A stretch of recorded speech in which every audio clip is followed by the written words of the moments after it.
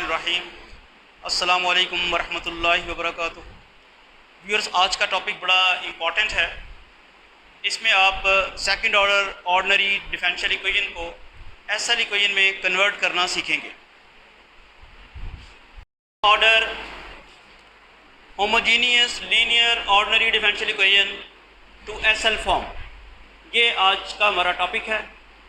हम इसमें second order homogeneous differential equation को एसएल फॉर्म में कन्वर्ट करना सीखेंगे। तो सबसे पहले आप second order homogeneous differential equation लिखते हैं, जो कि इस फॉर्म की होगी a naught x d square y by d x square a one x d y by d x plus a two x y plus lambda a three x y is equal to 0। इसमें a naught x should not be equal to 0। The coefficient of second order derivative it should not be equal to 0। What is the reason? Because if this a naught x is equal to 0, then this term will be vanished and we will have first order differential equation. That's why in order to maintain the second order differential equation, a naught x should not be equal to 0. And look at here, these a naught x, a1x, a2x, a3x are variables. So therefore this is ordinary differential equation with variable coefficients. Now as I told you that a naught x must not be equal to 0, therefore we can divide this equation throughout by a naught x.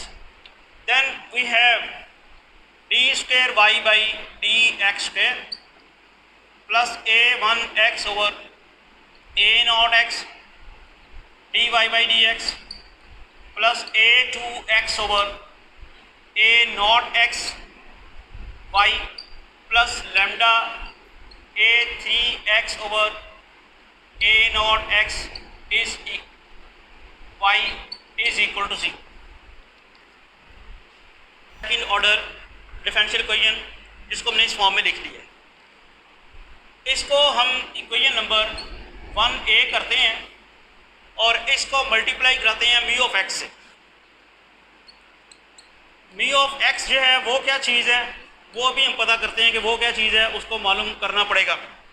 जब आप इसको multiply कराएंगे तो आपके पास जो form आएगी mu of x d square y by d x square plus mu of x a one x over a naught x d y by d x plus mu of x a two x over a naught x y plus lambda mu of x a three x over a naught x y is equal to 0। ये हमारे पास form.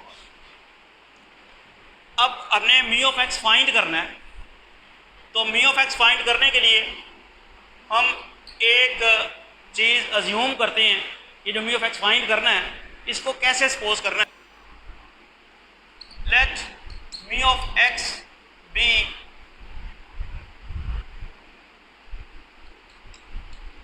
selected such that mu dash x is equal to, ये ज़रा गौर कीजिएगा, मैं ये करने लगा हूँ कि यहाँ पे जो d y by d x का कोएफिशिएंट है, ये वाला d y by d x का जो कोएफिशिएंट है ये वाला, इसको मैं म्यू डैश एक्स सपोज करूँ। जब डिफरेंशियल इक्वेशन आई हमारे पास ये वाली इस फॉर्म की, इस फॉर्म में जो d y by d x का कोएफिशिएंट है उसको मैंने म्यू डैश एक्स सपोज करना है। म्यू ऑफ एक्स मैंने ऐसे लेना है कि d y by d x का जो कोएफिशिएंट है वो म्यू डैश एक्स बन जाए। ये ही एक पॉइंट नोट करने वाला है कि जब ये फॉर्म आ गई है, इस फॉर्म में आपने d y by d x का जो कोएफिशिएंट है उसको म्यू डैश एक्स सपोज कर, यानी म्यू ऑफ एक्स आपकी मर्जी है ना, आपने जो लिया हुआ है उसमें हम मज़ीद मर्जी ये करनी है कि उसका डेरिवेटिव जो है d y by d x का कोएफिशिएंट बन जाए। तो म्यू डैश एक्स जो है वो क्या आ जाएगा हमारे पास, mu of x a1 x over a naught x, ठीक है, mu dash x is equal to. अब ये सपोज करने के बाद ज़रा गौर कीजिएगा कि अगर मैं डेरिवेटिव लेता हूँ, ये अब आपने चीज़ गौर करनी है कि मैं डेरिवेटिव लेने लगा हूँ D over d x of mu of x और वाई का, तो क्या बनेगा? प्रोडक्ट रूल लगेगा, बल्कि डेरिवेटिव लेने लगा हूँ मैं mu of x into d y by d x का। जब मैं इसका डेरिवेटिव लूँगा तो प्रोडक्ट रूल लगेगा। प्रोडक्ट रूल में क्या होगा? Mu of x as it is रहेगा और d y by d x का जो डेरिवेटिव आएगा वो d square y by d x square हो जाएगा। फिर प्लस म्यू ऑफ एक्स का डेरिवेटिव आएगा म्यू डैश एक्स और d y by d x as it is. ये समझ आ गई सबको कि नहीं समझ आई? प्रोडक्ट रूल लगाया ना, म्यू ऑफ एक्स और y d y by d x का डेरिवेटिव लिया, mu of x as it is रह गया, ये बन गया d square y by d x square plus mu dash x d y d x. अब ये क्यों किया? ये गौर करें, मेरे पास ये वाली दो टर्म्स हैं, ये वाली दो टर्म्स, उसके मुताबिक ये मैं इस फॉर्म में लिख सकूंगा d over d x of mu of x and d y by d x. क्या ख्याल है? ये फॉर्म लिख सकूंगा? ये मैंने ये फॉर्म लिख दी और आगे क्या आएगा? Plus mu of x a two x over a naught x y plus lambda mu of x a three x over a naught x y is equal to 0। तो मैं इसको रीराइट करता हूँ, मैं फिर समझा दूँ आपको कि हमने ये किया कि ये चीज़ जो है सारी दो टर्म्स जो हैं वो इसके बराबर है, वो मैंने आपको वहाँ पे करके दिखा दी है। तो ये इक्वेशन मेरे पास किस फॉर्म में बन गई? ये फॉर्म बन गई। मैं रीराइट करता हूँ, then 2a can B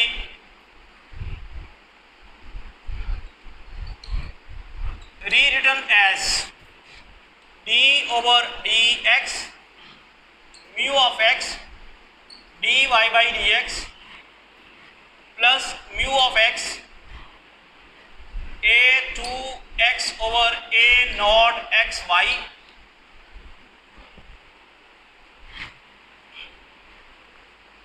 plus lambda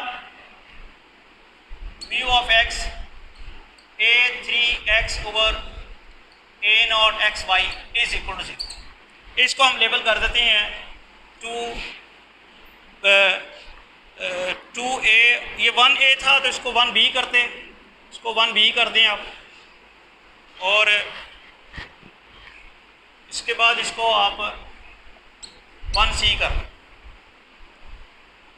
ये तो हमारी जो डिफरेंशियल इक्वेशन थी, ये वाली ओरिजिनल डिफरेंशियल इक्वेशन जो दी हुई थी, उसको म्यू ऑफ एक्स से मल्टीप्लाई करा के हमने इस फॉर्म में ले आए हैं। अभी म्यू ऑफ एक्स मालूम करना बाकी है। अच्छा, अब ज़रा देखें कि एस एल इक्वेशन क्या होती है। आपको पता है जनरल एस एल इक्वेशन क्या है? D over d x p of x d y by d x plus q of x y plus lambda r of x y is equal to 0। ये हमारे पास जनरल एस एल इक्वेशन है। अगर आप इन दोनों equations को compare करें तो हम देखते हैं कि हमने इक्वेशन को कन्वर्ट कर लिया है किसके साथ? कंपेयर कर लिया है किसके साथ? एस एल इक्वेशन के साथ। कैसे तरह कंपेयर करें तो क्या होगा? ये फॉर्म वही है ना, डेरिवेटिव पड़ा हुआ है डी और डी एक्स, यहाँ भी डेरिवेटिव पड़ा हुआ है डी और डी एक्स, ये d y by d x है, ये भी d y by d x है। फ़र्क क्या हुआ? ये और ये, यानी जो हमारी इक्वेशन थी उसमें हमारे पास है म्यू ऑफ एक्स जो कि हमने मालूम करना है, और जो हमारी एस एल इक्वेशन होती है उसमें है पी ऑफ एक्स। तो कंपैरिजन अगर हुआ तो आपके पास पी ऑफ एक्स किसके बराबर आ गया? म्यू ऑफ एक्स के। यानी आप ये कहेंगे कंपेयरिंग 1c and 2a.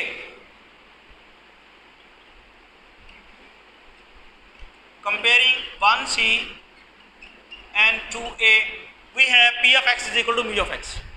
अगली टर्म देखें आप, अगली टर्म में आपका ये वाला y और ये वाला y आपस में कंपेयर हो गया, तो बच क्या गया, ये y का कोएफिशिएंट और इधर y का कोएफिशिएंट. इधर y का कोएफिशिएंट क्या है, q ऑफ x, और उधर क्या है, mu of x a2x over a naught x.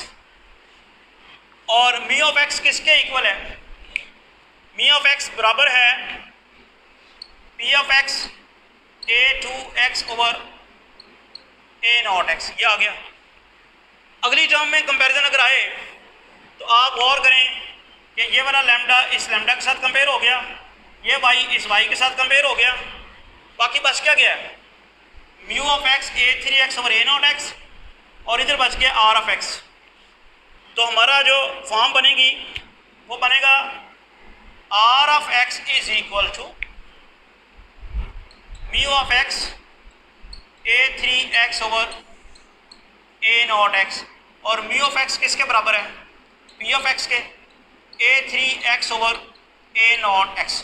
तो यहाँ तक हम आ गए. क्विकली देख लें, सेकंड ऑर्डर डिफरेंशियल इक्वेशन को पहले a नॉट x से डिवाइड करके इस फॉर्म में लिखा, इसको म्यू ऑफ x से मल्टीप्लाई करा के इस फॉर्म में कन्वर्ट किया, इसको एसएल इक्वेशन के साथ कंपेयर किया, तो हमारे पास p of x, q of x और r ऑफ x की ये वाली वैल्यूज आ गई.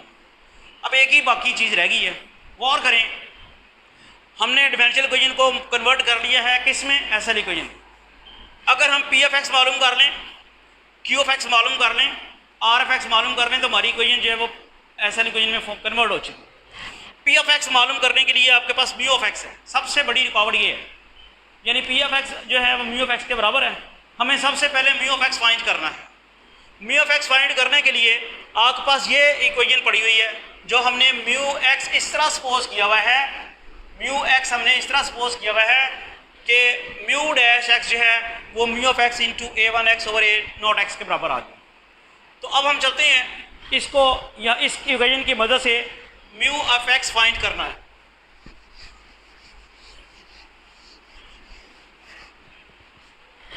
जी वो देखें, हमारा जो म्यू डैश x है वो बराबर है mu of x a1x over a naught x.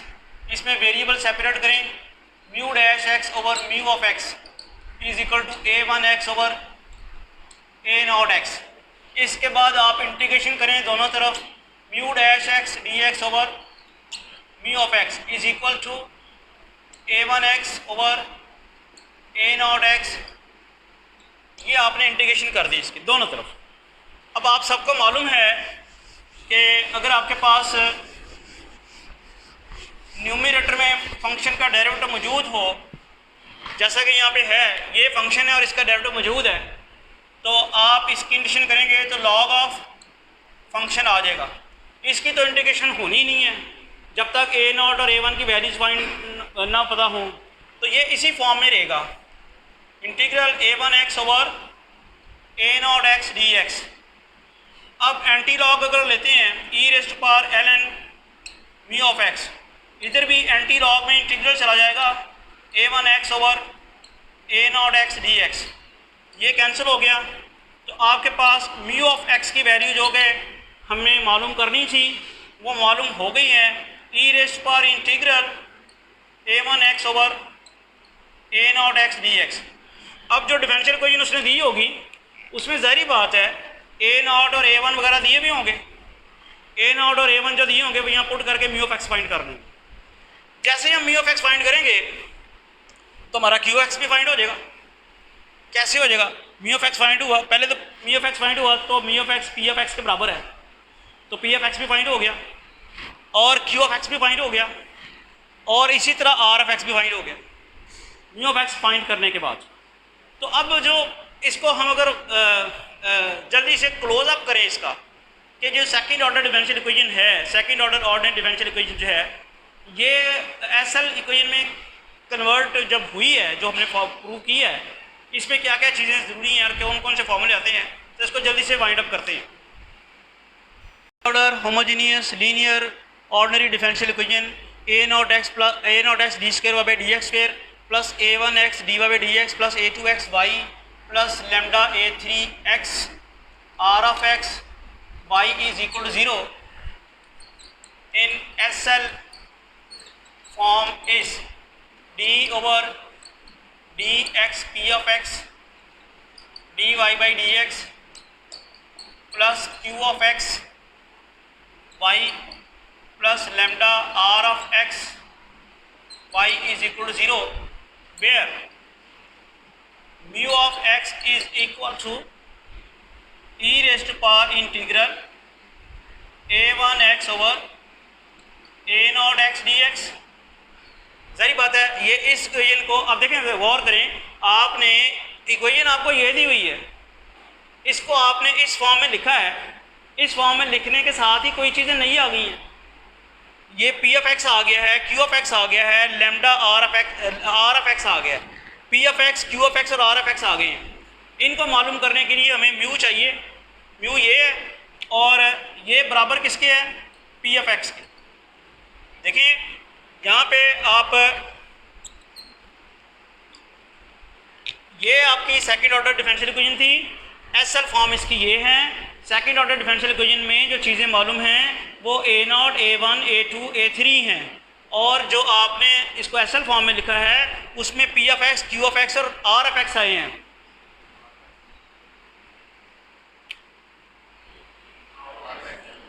यहाँ पे आर ऑफ एक्स नहीं था, ओरिजिनल डिफरेंशियल इक्वेशन जो थी उसमें आर ऑफ एक्स नहीं है। ये आपके पास सेकंड ऑर्डर डिफरेंशियल इक्वेशन है, इसको आपने कन्वर्ट कर दिया है एसएल फॉर्म में। इसके जो चीज़ें दी हुई थी वो आपको दी हुई हैं a naught, a one, a two, a three, और ये जो चीज़ें हैं इसमें आपके पास p of x, q of x और आर ऑफ एक्स है। ऑब्वियसली हमें पी ऑफ एक्स मालूम करना है, क्यू ऑफ एक्स भी मालूम करना है और आर एक्स भी मालूम करना है। पी ऑफ एक्स हमने मालूम किया वो म्यू ऑफ एक्स के बराबर है, और म्यू ऑफ एक्स हमने मालूम किया था वो e raise to power a one x over a naught x d x के बराबर है, इंटीग्रल। ठीक है जी। अब आपके पास जो क्यू ऑफ एक्स था वो याद करें कि किसके बराबर था? वो था p of x a two x over a naught x, यही था। पी ऑफ एक्स हमें यहाँ पे मालूम हो चुका है, वो यहाँ पुट कर देंगे। और आर ऑफ एक्स जो था वो क्या था?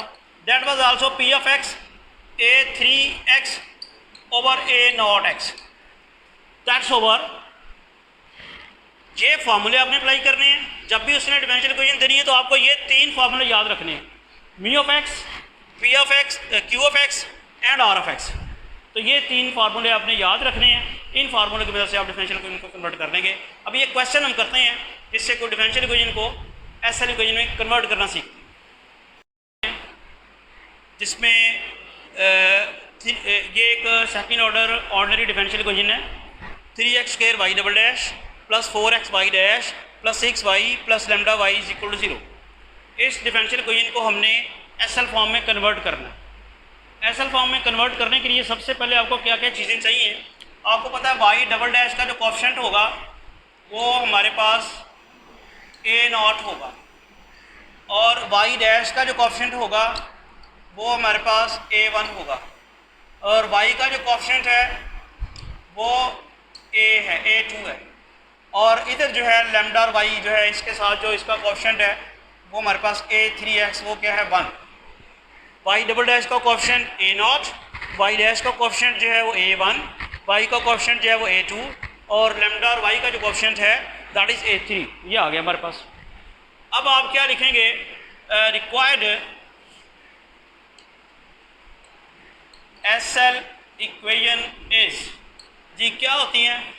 D over d x p of x d y by d x plus q of x y plus lambda r of x y is equal to 0। ये हमारे पास रिक्वायर्ड डिफरेंशियल है SL. इसमें हमें जो चीज़ें मालूम करनी है वो पी ऑफ एक्स मालूम करना है, क्यू ऑफ एक्स मालूम करना है, आर ऑफ एक्स मालूम करना है। मैं अभी आपको बता चुका हूँ कि पी ऑफ एक्स किसके इक्वल है? वो है e raise to power integral a1x over a0x dx, यही था, ये पी ऑफ एक्स था। ये फार्मूला भी मैं आपसे डिस्कस कर चुका हूँ। अब आपके पास e raise power integral a1x किसके बराबर है? 4x के ओवर a0x किसके बराबर है? 3x के। समझ आ रही है? इधर आप लिखते हैं e raise to power 4/3 integral 1/x dx। Integration जब आप करेंगे तो आ जाएगा e raise to power 4/3 log x। इसको हम लिख सकते हैं e raise to power log x की पावर 4/3। एंटी लॉग और लॉग कैंसिल होने के बाद आपके पास क्या आ जाएगा? x raise to power 4/3। तो ये हमने पी एफ एक्स मालूम कर लिया उस डेरिवेशन के मुताबिक जिसमें हमने second order homogeneous differential equation को एसएल इक्वेशन में कन्वर्ट करना सीखा। उसके मुताबिक पी एफ एक्स इसके बराबर होता है e raise to power integral a1x over a0x dx। वो कर लिया। अब आप मुझे ये बताएं कि क्यू ऑफ एक्स किसके बराबर था? उसका फार्मूला था P f x a2x over a0x। P f x हमने फाइंड किया है x raise to power 4/3। a2x किसके बराबर है? a2x है 4x और a0x किसके बराबर है? a2x क्या है? a2 यस a2x आपके पास 6 है और a0x किसके बराबर है? 3x square. यही है। अच्छा जी, अब इसको कर लें। ये बनेगा 6x बल्कि बन जाएगा ये इसको कैंसिल करके 2x की पावर 4/3 माइनस 2। ये बन जाएगा 2x की पावर 4 माइनस 6 ओवर 3। ये बन जाएगा 2x raise to power minus 2/3। इसी तरह अब आपके पास r ऑफ x की वैल्यू है, वो क्या है? p of x into a3x over a0x। p of x आपने मालूम किया हुआ है x raise to power 4/3। a3x जो है वो आपके पास 1 है और a0x तो वही है 3x के। ये बन गया 1/3 x raise to power 4/3 minus 2। This is equal to 1/3 x raise to power minus 2/3। Thus, the required SL form is, जी बताएंगे, ये हमारी SL फॉर्म थी। P of x, Q of x और R ऑफ एक्स की values find करनी बाकी थी, वो हमने कर ली हैं। तो रिक्वायर्ड SL फॉर्म क्या हो जाएगी? d over d x. P of x की वैल्यू क्या आई है? 2x raise to power minus 2/3।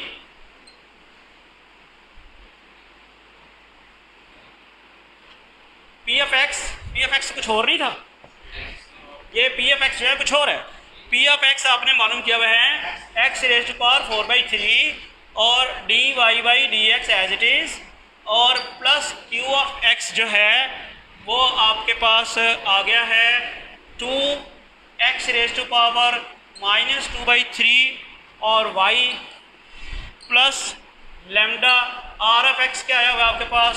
1/3 x raised to power minus 2/3 y is equal to 0. This is the required SL form. Okay, thank you.